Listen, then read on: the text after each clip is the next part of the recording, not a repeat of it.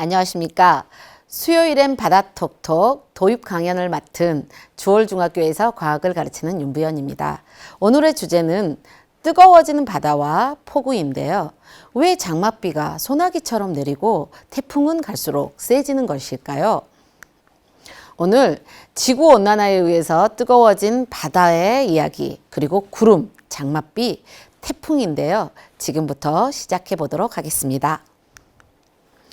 지구온난화는 이미 여러분들이 많이 들어보셨겠지만 지구가 점점 뜨거워지는 건데요. 특히 산업혁명 이후로 지구가 점점 뜨거워지는 현상을 말합니다.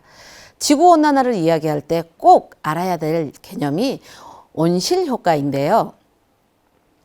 지구의 대부분의 에너지는 태양으로부터 옵니다. 태양에서 오는 에너지를 지구가 흡수하는데 만약 흡수만 한다면 지구의 온도가 계속해서 올라가겠죠? 네, 흡수한 만큼을 반드시 방출하게 됩니다. 하지만 대기가 있을 때와 없을 때의 조건이 다른데요. 만약에 대기가 없다면 태양에서 오는 에너지를 지표면이 흡수하고 흡수한 에너지를 지구복사 에너지 형태로 내놓는데요. 이때 태양이 만약에 지게 되면 어떻게 될까요? 계속해서 에너지를 내놓겠죠.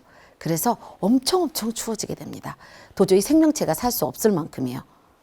대기가 있을 때에는 이 대기로 인하여 태양 에너지가 반사되는 부분이 생기게 돼서 30% 정도가 반사가 되는데, 그리고 나머지 70%가 지구 안으로 들어오는데요. 특히 지표면이 많은 에너지를 흡수하고요. 또 흡수한 만큼 내놓습니다. 그걸 지구복사 에너지라고 하고요.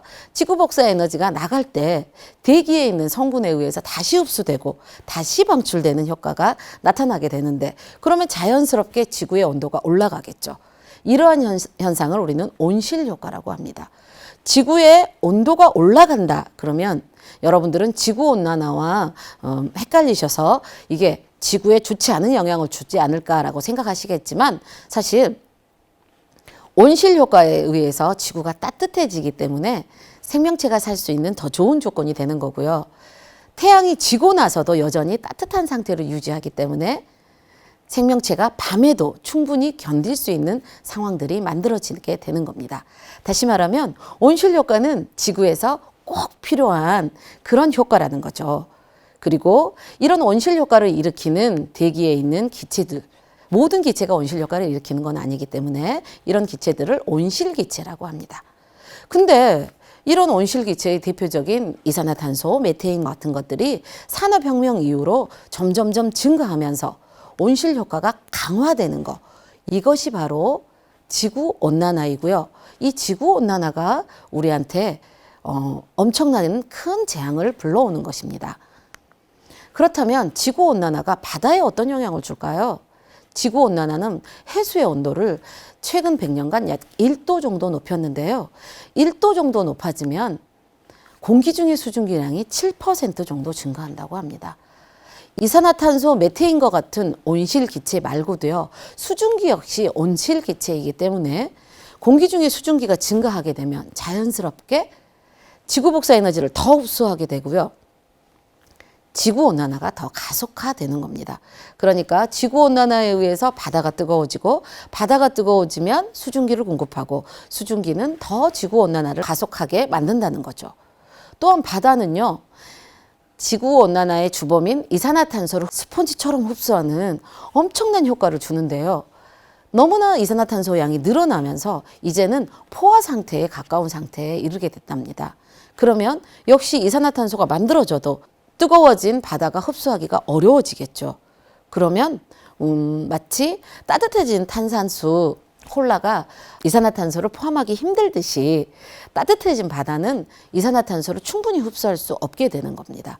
결국 따뜻해진 지구는 바다를 따뜻하게 하고, 바다는 수증기를 공급하고, 또한 이산화탄소를 더 이상 흡수할 수 없게 되면서 따뜻해진 바다가 지구온난화를 더 가속시키게 되는 효과가 온다는 겁니다. 그러면 바다의 생물들도 살기 힘든 조건이 되겠죠. 이러한 지구온난화가 한반도에 미치는 영향은 어떨까요? 사실 바다에 접해 있기는 하지만 이렇게 따뜻해진 바다가 우리한테 크게 영향을 주는 것은 아마도 소나기처럼 내리는 장맛비. 장맛비는 소나기처럼 내린 게 아니라 여러 날 이렇게 내려야 되는데 게릴라성 소나기로 내리는 장맛비, 그리고 더 강해지는 태풍으로 우리에게 영향을 주게 됩니다. 그래서 이 시간에는 소나기처럼 내리는 장맛비와 더 강해진 태풍에 대한 이야기를 좀 더 구체적으로 해보려고 합니다. 비는 어디서 내릴까요? 당연히 구름에서 내리겠죠. 그러면 구름은 무엇으로 되어 있을까요? 구름은 수증기로 되어 있다고 생각하는 학생들이 꽤 많이 있지만, 수증기는 눈으로 볼 수 없는 기체 상태입니다. 즉, 구름은 눈으로 보이는데 수증기는 눈으로 볼 수가 없으니까 절대 구름은 수증기로 되어 있다 말할 수 없겠죠. 눈에 보이는 액체이거나 고체인 상태인 거죠. 다시 말하면 물방울이나 얼음알갱이로 되어 있는 게 구름입니다. 그렇다면 구름과 안개는 어떤 차이가 있을까요? 만약 아래쪽에서 저 구름들을 본다면 구름이라고 생각할 거고요. 저 구름 속을 걸어가는 사람은 안개라고 생각할 겁니다. 그리고 위에서 비행기를 타고 간다든지 위에서 내려보는 사람들은 저것들을 구름이라고 생각하겠죠. 그러면 높은 곳에 떠 있는 건 구름, 낮은 곳에 떠 있는 건 안개라고 생각할 수 있겠는데요. 선생님이 굳이 구름과 안개를 비교해 보는 이유는 구름 속을 걸어본 적은 없지만 안개 속을 걸어본 적은 있잖아요. 구름 속이 물방울과 얼음 알갱이로 되어 있다는 것을 느낌으로 기억을 하시고요. 그렇다면 하늘 위에 물방울과 얼음 알갱이가 떠 있는 거잖아요. 작은 물방울이나 얼음 알갱이는 어떻게 저렇게 높은 하늘로 올라갔을까요? 분명히 올라가기 전에는 지상에 있었을 겁니다. 수증기를 포함하는 공기가 위로 올라가서 얼음알갱이가 또는 물방울이 되어 구름이 되는 거죠. 그렇다면 왜 공기는 올라갈까요? 간단한 실험을 통해서 알아보도록 하겠습니다. 선생님이 미리 따뜻한 물과 차가운 물을 준비했어요. 이 따뜻한 물과 차가운 물을 이렇게 수조 안에 넣어주면 어떤 일이 일어날까요? 따뜻한 물은 위로 올라가고 차가운 물은 어때요? 차가운 물은 오히려 밑으로 내려가고 있는 모습을 볼 수 있죠. 그렇습니다. 이렇게 공기도 따뜻한 공기는 위로 올라가고 차가운 공기는 밑으로 내려갑니다. 이런 원리에 의해서 따뜻한 공기가 위로 올라가는 거죠. 그렇다면 또 다른 공기가 상승하는 원인을 실험을 통해서 알아보도록 하겠습니다. 첫 번째 실험에서 주변보다 따뜻하기만 해도 공기가 위로 올라갔는데요. 그렇게 주변보다 따뜻한 경우 말고 두 번째로는 공기가 올라갈 때 어떤 경우가 생기는지 이 실험을 통해서 알아볼 건데요. 선생님이 따뜻한 물을 준비를 했고요. 그 다음에 차가운 물을 이렇게 준비를 했어요. 그리고 나서 이 유리판을 선생님이 떼볼 건데요. 어떤 일이 일어날까요? 떼보면 이렇게 떼보면 따뜻한 물과 차가운 물의 탑이 만들어집니다. 이 상태에서 선생님이 이것을 그대로 물속에다가 풍덩 넣어 볼게요. 그러면 어떤 일이 일어나는지 자세히 관찰할 수 있습니다. 자, 어떤 일이 일어납니까? 따뜻한 공기가 서서히 차가운 공기 위로 올라가죠. 그렇습니다. 공기가 올라가는 두 번째 이유는 따뜻한 공기와 차가운 공기가 만났을 때 따뜻한 공기가 위로 올라가는 겁니다.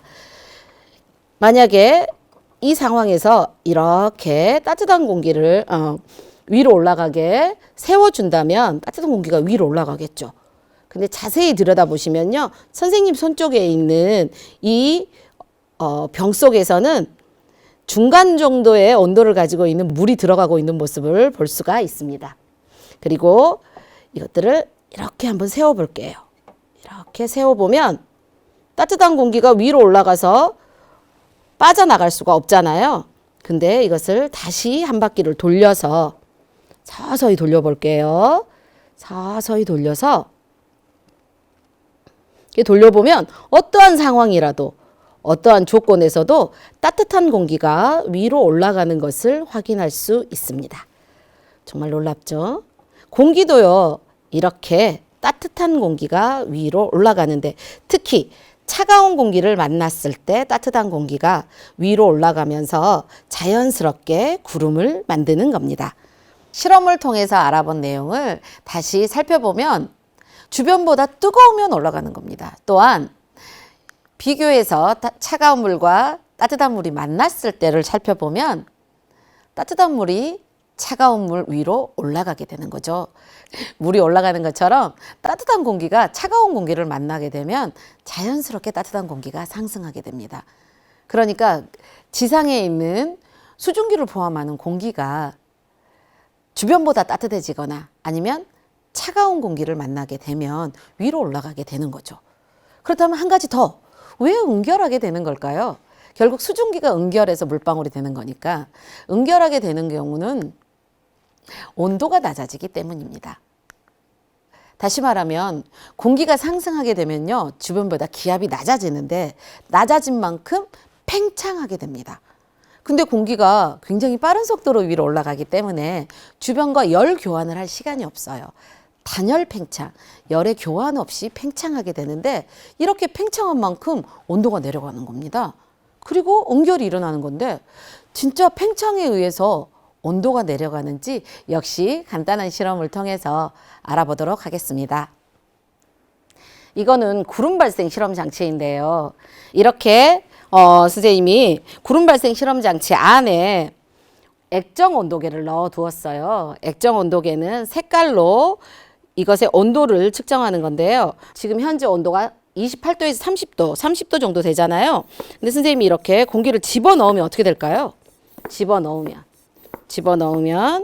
그러니까 선생님이 열심히 일을 하고 있잖아요. 이 일을 해준 만큼 압축이 되면서 내부에서 온도가 어떻게 되는지 한번 살펴보도록 합시다. 혹시 색깔이 변하는 거 보이십니까? 그렇습니다. 압축을 하게 되면 온도가 올라가는 거예요. 근데 공기는 위로 올라가면서 팽창한다고 했잖아요. 이번에는 팽창 준비를 하도록 하겠습니다. 자, 선생님이 이 뚜껑을 열어볼 건데요. 여는 순간 팽창했죠? 그러면 자연스럽게 온도가 어떻게 변하는지 살펴보도록 합시다. 온도가 원래 상태인 28도 이렇게 낮아집니다. 이와 똑같은 원리로 공기가 위로 올라가게 되면 팽창해서 온도가 내려가게 되는 거죠. 그렇게 온도가 내려가면 어떤 일이 일어나는지 선생님이 이번에는 온도계를 빼고 순수하게 팽창을 해서 내부의 모습을 살펴보도록 하겠습니다. 선생님이 이 온도는 보이지 않지만 이렇게 만져보면 병이 되게 단단해지는 것을 알 수가 있거든요. 공기를 넣고 있고요. 선생님이 일을 해준 만큼 내부 공기의 온도가 올라가고 있을 겁니다. 자, 굉장히 온도가 올라갔는지 이제 더 이상 넣지 못하겠어요. 이제 팽창을 한번 해볼까요? 그러면은 여기 이 부분을 여러분은 잘 관찰을 해주셔야 돼요. 어떤 일이 일어나게 되는지. 하나, 둘, 셋. 어떤가요? 여기서 보이는 이 하얀색 연기, 이 연기가 바로 구름입니다. 방금 본 실험처럼 뚜껑을 열면 팽창하게 되잖아요. 그러면 자연스럽게 페트병 내부의 온도가 내려가고요. 페트병이 뿌옇게 흐려지고 하얗게 움직이는 것이 나타났죠. 바로 수증기가 응결하는 겁니다. 이것을 단열 팽창에 의한 응결이라고 하는데요. 사실 여기서 조금 더 설명이 필요한데요. 그거는 왜 온도가 내려가면 결국 응결하게 되는 거 하는 겁니다. 공기라는 것은 포함할 수 있는 수증기 양이 정해져 있는데요. 온도가 높아지면 높아질수록 더 많은 수증기를 포함할 수 있게 됩니다. 그것을 나타낸 곡선이 포화 수증기량 곡선인데, 예를 들어서 공기 A가 있는데 공기 A는 35도 정도 되고요. 약 40 정도의 수증기를 포함할 수 있어요. 근데 지금 현재 20 정도 포함하고 있다면 불포화 상태겠죠? 이런 상태에서는 건조하기 때문에 응결이 일어나지 않아요. 근데 온도가 낮아지면 포함할 수 있는 수증기량 자체가 줄어들게 됩니다. 그러면 현재의 수증기량으로도 충분히 포화가 일어나게 되고요. 이렇게 포화가 일어나면 남는 수증기가 응결이 일어나게 됩니다. 즉 구름이 만들어지는 거죠. 공기의 온도가 낮아지면 포함할 수 있는 수증기량이 줄어들고, 포함할 수 있는 수증기량이 줄어들게 되면 현재 가지고 있는 수증기 양으로도 충분히 응결이 일어날 수 있다는 겁니다. 이 내용을 가볍게 정리해 보면 수증기를 포함하는 공기가 주변보다 뜨겁거나 또는 따뜻한 공기가 찬 공기를 만난다는 그런 조건이 되면 상승하게 되는 거죠. 상승하게 되면 자연스럽게 팽창하게 되고요. 팽창하게 되면 팽창한 만큼 기온이 하강하게 되고, 기온이 하강하게 되면 포화 수증기량이 줄어들면서 결국 응결이 됩니다. 조금은 어렵지만 이런 과정들을 이해하셔야 되는데요. 그래야지만 자연스럽게 지구온난화가 구름에 영향을 미치는 조건들을 이해하실 수가 있게 됩니다. 즉, 지구온난화가 폭우와 어떤 관계가 있는가? 따뜻해진 바다는 더 많은 수증기를 공급하게 되고요. 또 따뜻해진 대기는 더 많은 수증기를 포함하게 됩니다.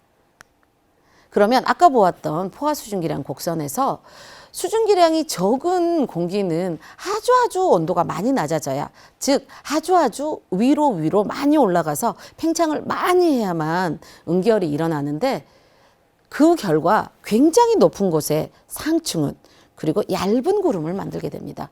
이런 구름에서는 비가 많이 내리기 힘들겠죠. 수증기를 많이 포함하는 공기는 조금만 상승해도 아주 두터운 구름을 만들게 됩니다. 하층운의 두터운 구름을. 다시 말하면 지구온난화로 인하여 더 많은 수증기가 공급이 되고 대기가 따뜻해지면서 더 많은 수증기를 포함할 수 있게 되면 자연스럽게 이 수증기를 많이 포함한 공기가 위로 올라가서 구름을 두텁게 만듭니다. 두텁게 만든 구름은 당연히 비를 내릴 때 어마무시하게 빠르게 게릴라성 폭우를 내리게 된다는 거죠. 결국 뜨거워진 지구는 한반도에 비를 내리게 될 때에도 게릴라성 폭우를 내리게 한다는 겁니다. 그것만 있는 게 아니에요. 뜨거워진 지구에 의해서 북극의 얼음이 녹잖아요. 그러면 보시는 그림에 있는 것처럼 파랗게 보이는 제트 기류가 보이잖아요. 평상시에는 이 제트 기류가 상층부에서 굉장히 강하게 북쪽에 있는 공기가 내려오는 것을 막아주는 벨트 역할을 해줘요.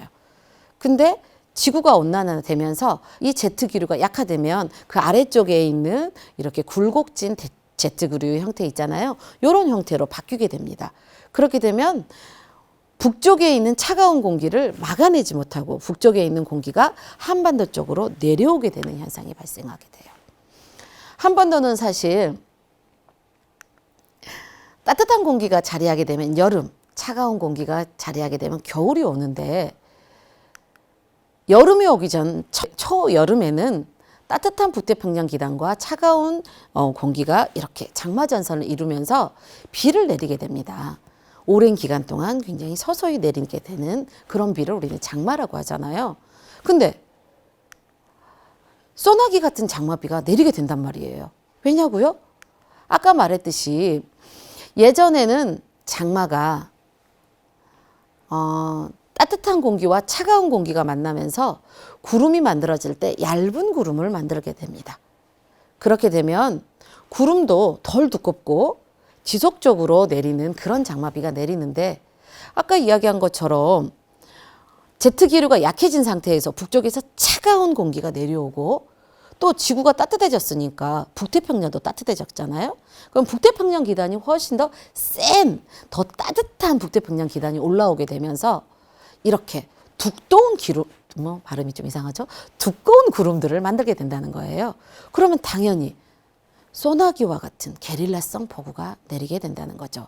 이것에 대해서는 선생님이 아까 했던 실험하고 또 더 뜨거운, 아까 했던 실험보다 더 뜨거운 물을 준비해서 2개의 차가운 물과 따뜻한 물을 만나는 실험을 또 준비를 했어요. 영상을 잠깐 보시고 설명하도록 하겠습니다. 물속에 넣어보면 선생님 손이 떨리고 있습니다. 이게 보면 아까 실험하고 온도 차이가 더 많이 나는 경우이거든요. 그러면 아까 실험보다 더 빨리 진행되는 것 같습니까? 아니면 더 느리게 진행되는 것 같습니까? 온도 차이가 많이 나면 많이 날수록 뜨거운 공기는 좀 더 빠르게 위쪽으로 이동하게 됩니다.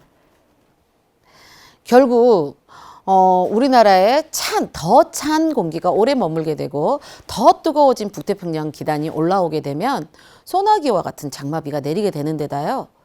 이런 것들이 쉽사리 세력이 약해지지 않게 되면 계속해서 장마전선이 올라갔다 내려갔다 하게 된다는 거죠. 그래서 보통의 장마가 굉장히 짧게 끝나는데 이번 장마는 한 달도 넘게 길게 지속되었잖아요. 그러니까 결국 온난화가 너무나 긴 장마도 가져온다는 것입니다. 그 다음에는 태풍에 대한 이야기인데요. 뜨거워진 열대 해상에서 강력한 상승 기류가 만들어지는 것들을 우리는 열대 저기압이라고 하는데 그 중에서도 풍속이 최대 풍속이 17m/s인 그런 열대 저기압을 우리는 태풍이라고 이야기합니다. 근데 이 태풍이 계속해서 유지되려면 에너지가 있어야 되겠잖아요. 그 에너지가 무엇이냐면 바로 수증기입니다. 좀 더 구체적으로 이야기한다면 해수면에서 물이 증발할 때 에너지를 흡수하겠죠. 그래서 수증기는 많은 에너지를 가지고 있어요. 근데 이 수증기가 올라오면서 팽창하면서 온도 낮아지면 응결하게 되잖아요. 그러니까 다시 액체로 변하면서 에너지를 내놓게 되는데 이 에너지 때문에 태풍이 유지되는 건데 워낙 수증기가 많다. 그러면 수증기가 많이 물로 변할 것이고 많은 에너지가 밖으로 나오게 되면 그 태풍은 훨씬 더 센 태풍이 되는 겁니다. 그래서 올해는 유독 태풍이 많이 더 세게 지나갔잖아요. 아마 기억하실 거예요. 바비, 마이삭, 하이선 이런 것들이 계속 태풍이 며칠 간격으로 올라왔고요. 가을 태풍도 위험한 상태였습니다. 결국 온난화는 태풍도 더 강하게 만들었다는 겁니다.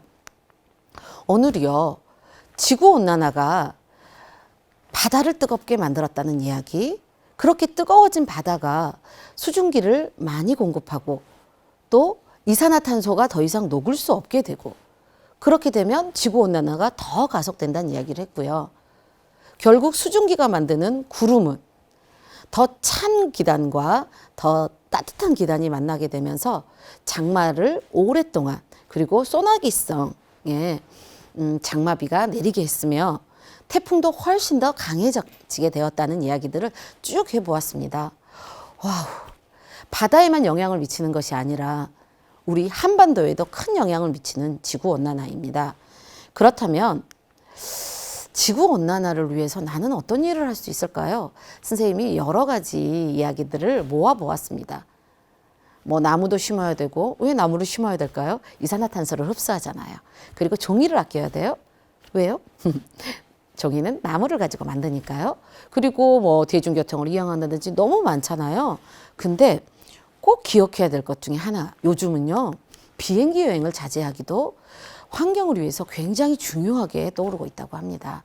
그래서 유럽의 사람들은, 우리는 뭐 비행기 탈 일이 많지 않지만 유럽의 사람들은 다른 나라를 갈 때 비행기를 타고 가면 1시간, 하지만 뭐 버스나 기차를 타고 가면 7, 8시간 걸린다고 하는 그런 나라에서요. 아무리 시간이 많이 걸려도 비행기를 타지 않는 사람들이 점점 늘어나고 있답니다. 비행기를 탐으로 인하여서 지구온난화가 심해지고 그로 인하여 우리가 느껴지는 것들을 알고 있기 때문에, 그리고 결정적으로 지구온난화에 엄청난 큰 영향을 미치는 게 바로 육식입니다. 소를 키우는 과정에서도, 그리고 그런 육식을 위해서 소를 운반하는 과정에서도 엄청나게 많은 이산화탄소가 나오니까요. 결국 온난화도요, 더 많이 배워야지만 줄이는데 한몫할 수 있는 다양한 방법들을 알 수 있게 되는 거겠잖아요. 오늘 지구온난화에 대한 이야기에서 더 많이 배워보기까지 쭉 이야기를 해봤는데요. 수요일에 바다톡톡의 주제처럼 지구온난화가 폭우를 가져오는데 내가 어떤 일을 할 수 있을 것인지 아주 작은 행동이라도 조금씩 실천하는 날들이 됐으면 좋겠다는 생각으로 오늘의 도입 강연을 마치도록 하겠습니다. 수고하셨습니다.